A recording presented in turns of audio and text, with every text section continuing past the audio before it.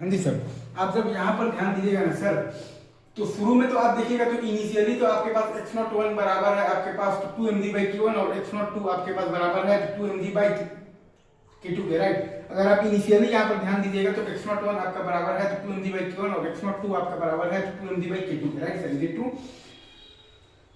और जब हमने इस ब्लॉक ऑफ मास m को इक्विलिब्रियम पोजीशन से x नीचे लाए हैं, जब हमने इस ब्लॉक ऑफ मास m को इक्विलिब्रियम पोजीशन से x नीचे लाए हैं, तो ये स्प्रिंग में हम लोगों को एक्स्ट्रा एलोंगेशन मिला है x1 का और ये वाले स्प्रिंग में एक्स्ट्रा एलोंगेशन मिला है x2 का। जब हम लोग बेसिकली तो ये वाले ब्लॉक ऑफ मास m को इक्विलिब्रियम पोजीशन से x नीचे लाए हैं, तो ये वाले स्प्रिंग में हमारे पास एक्स्ट्रा एलोंगेशन मिला है बेसिकली यहाँ पर x1 का। अच्छा, और ये वाले स्प्रिंग में हमारे पास बेसिकली एक्स्ट्रा एलोंगेशन मिला है x2 का। तो हमारे पास रिलेशन क्या है, x बराबर है हमारे पास 2x1 प्लस 2x2। हमारे पास रिलेशन क्या है, x बराबर है हमारे पास 2x1 और प्लस है हमारे पास 2x2।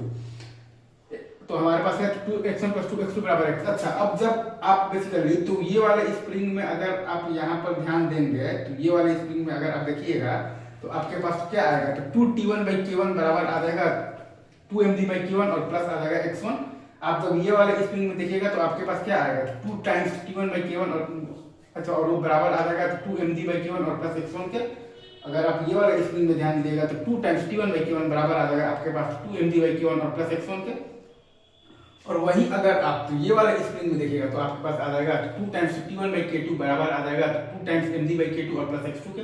वही अगर आप तो ये वाले स्प्रिंग में देखिएगा तो आपके पास क्या आएगा, 2 टाइम्स t1/k2 बराबर आ जाएगा आपके पास 2 टाइम्स mg/k2 और प्लस x2 के। तो यहाँ से आपके पास आ गया है t1 बराबर आ गया है mg प्लस k1 x1/2। यहाँ से आपके पास t1 बराबर आ गया है mg प्लस k1 x1/2।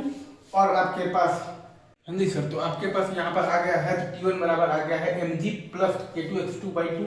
आपके पास यहाँ पर आ गया है तो t1 बराबर आ गया है mg प्लस k2 x2/2।